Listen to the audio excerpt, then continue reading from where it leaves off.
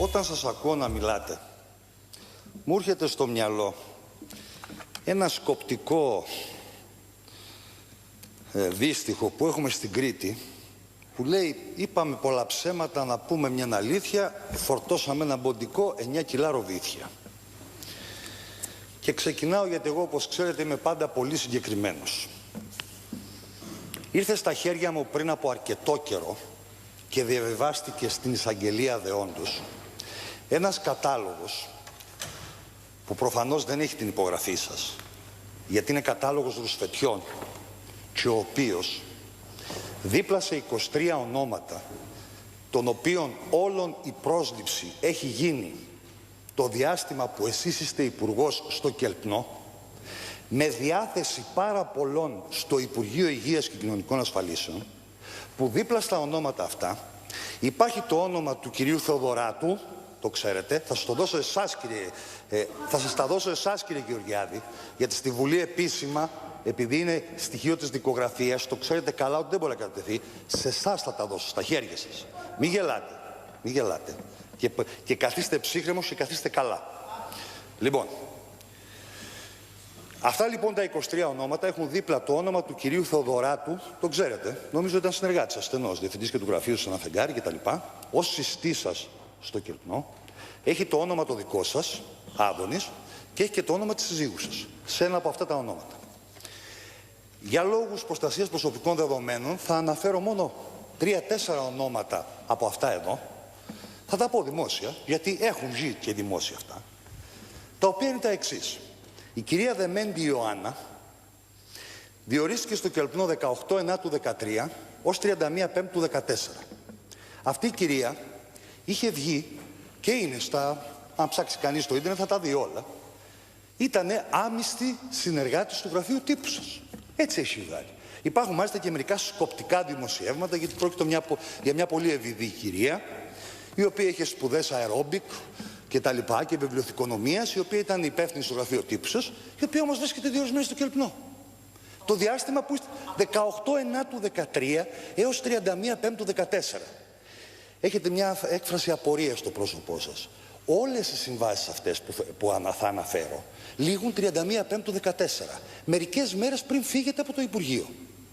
Αυτή η κυρία λοιπόν φαίνεται εδώ στο κατάλογο ότι διατέθη στο Υπουργείο Υγείας και Κοινωνικών Ασφαλίσεων. Άρα εσείς την είχατε επιστημονική, την είχατε συνεργάτη στο γραφείο τύπου και τη σκόψατε, τη λέγατε άμυστη, γιατί προφανώς είχατε περάσει το όριο των συμβούλων που ήταν πολύ περισσότεροι από αυτούς που έχουμε εμείς σήμερα, και σας τη διέθεσαν και της κόψατε το μηνιάτικο από το Κελπνό.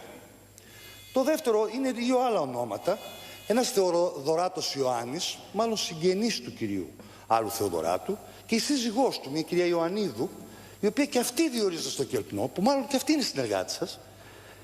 Μάλιστα παίρνουν και κάνουν, λέει, παρεμβάσεις στην κοινότητα. Τώρα τι παρεμβάσεις στην κοινότητα αυτές δεν ξέρω.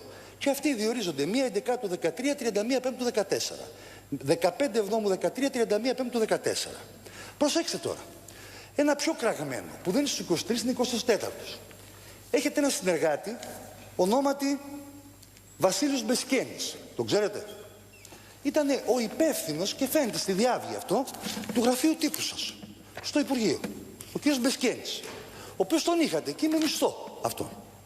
Φαίνεται λοιπόν ότι 36/14 ο κύριος Μπεσκένης αναλαμβάνει και υπογράφει σύμβαση στο Κελπνό.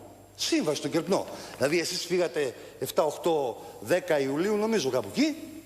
36/14 ο κύριος Μπεσκένης, που μέχρι εκείνη τη στιγμή ήταν συνεργάτης σας και έμισθος στο γραφείο τύπου σας στο Υπουργείο, έτσι, αναλαμβάνει και υπογράφει σύμβαση με το Κελπνό. Και τι κάνει ο κύριος Μπεσκένης, ο οποίος είναι και ΔΕΛΤΑ από ό,τι κατάλαβα, λέει ότι προσλαμβάνεται για να υλοποιήσει για να απασχοληθεί ως συνεργάτης στο τμήμα παρεμβάσεων στην κοινότητα. Από 1/7/14 έως 31/12/14. Δηλαδή, ο συνεργάτης σας, αυτό λέω, ότι μόλις... Κύριε Υπουργέ, παρακαλώ, κύριε Υπουργέ, να συντομεύετε. Έχετε και τη δευτερολογία. Έχετε και τη δευτερολογία.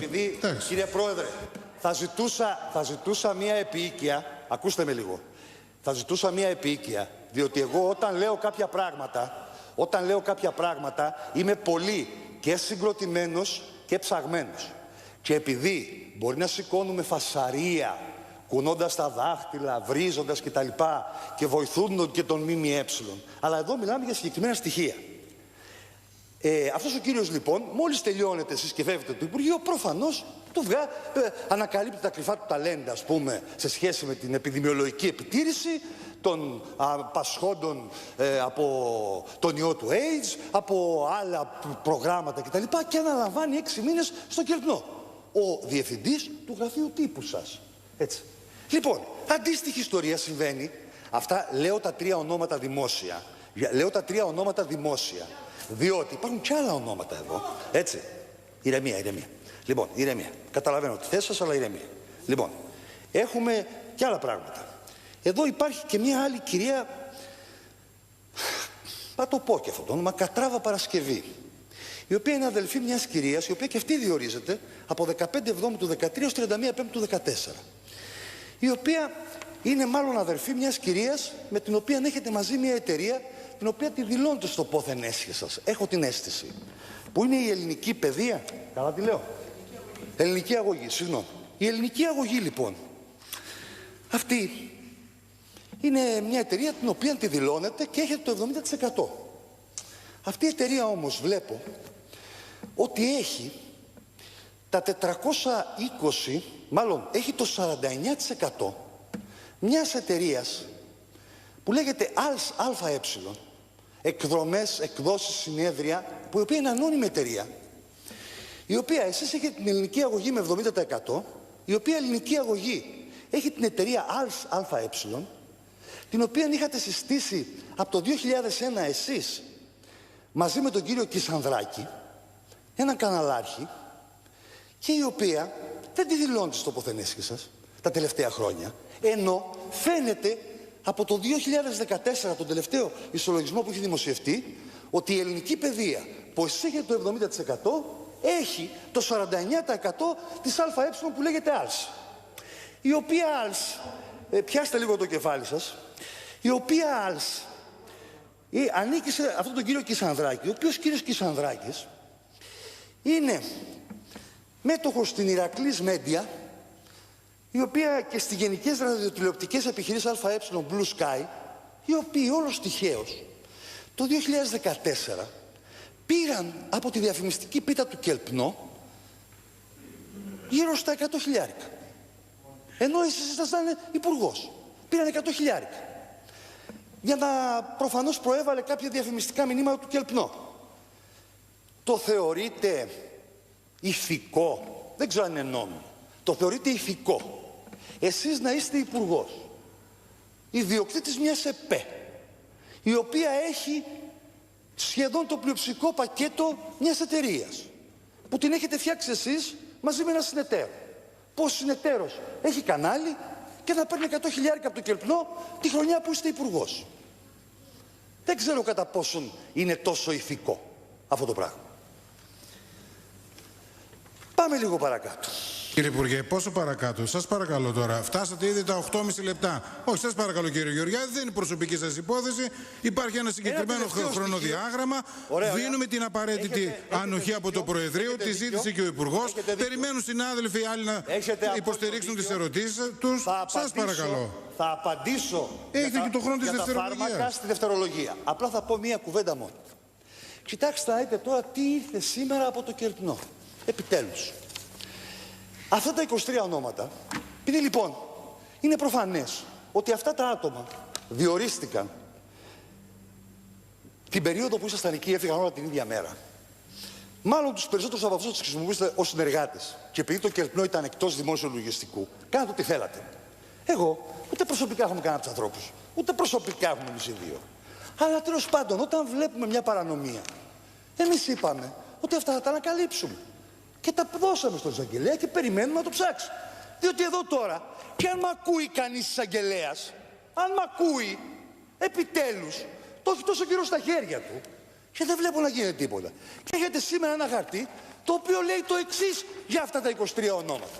Προσέξτε τι λέει.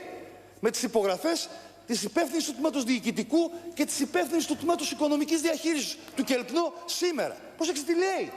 Μην μου κάνεις να τα καταθέτω. Τα λέω δημόσια, μα τι να καταθέσω. Εκεί το θέμα. Αν τα καταθέσω. Λοιπόν, άκουσε λίγο. Λέει, όσον αφορά αυτόν τον κατάλογο, αυτά τα ονόματα, το τμήμα διοικητικού συντονισμού και τα τηρούμενα σε αυτό στοιχεία, το τμήμα διοικητικού συντονισμού, σας ενημερώνουμε ότι τα αναφερόμενα στο επισυναπτώμενο έγγραφο ονόματα δεν είχαν σχέση υπαλληλικής ιδιότητας με το φορέα η ΔΑΧ και η ΔΟΧ, ώστε εκμέρεται από το Μητρό Ανθρώπινου Δυναμικού. Δεύτερον, όσον αφορά, δεν είχαν, προσέξτε, γι' αυτό λέω αν μας ακούει κανείς εισαγγελέας.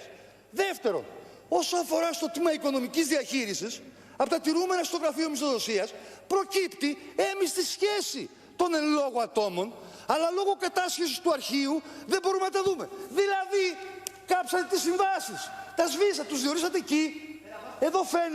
Εδώ φαίνεται ότι έχουν έμιστη σχέση. Θα πάει, σαφώς θα πάει στο εισαγγελέα. Γι' αυτό λέω, αν ακούει κανένας, αυτό είναι έγκλημα. Το καταλαβαίνετε. Τους διορίσατε εκεί, και τους κρύψατε, γιατί ήταν προφανώς συνεργάτες, και λέει, και επειδή αυτά δεν Κύριε Γεωργιάδη, θα έχετε τον χρόνο στη δευτερολογία σας. Κύριε Υπουργέ, δεύτερη έκκληση από το Προεδρείο να ολοκληρώσετε την πρωτολογία σας, κύριε Υπουργέ. Καταλαβαίνω την κατάστασή σας. Όσο αφορά στο τμήμα οικονομικής διαχείρισης, από τα τηρούμενα στοιχεία στο γραφείο μισθοδοσίας, προκύπτει έμιστη σχέση. Αλλά λόγω της συνολικής δέσμευσης που έχει κατασχέσει ο εισαγγελέας των φυσικών αρχείων, δεν μπορεί να προσδιοριστεί το ακριβές είδος της. Δηλαδή η συγκεντροχή. Με αυτό λέω. Αυτό το έγκλημα. Αυτό είναι να ακούει εισαγγελέας. Λοιπόν, κύριε Υπουργέ, τρίτη και τελευταία προειδοποίηση. Κύριε Υπουργέ, τρίτη και τελευταία προειδοποίηση. Θα σας διακόψω, κύριε Υπουργέ. Θα κλείσουμε το μικρόφωνο. Σας παρακαλώ.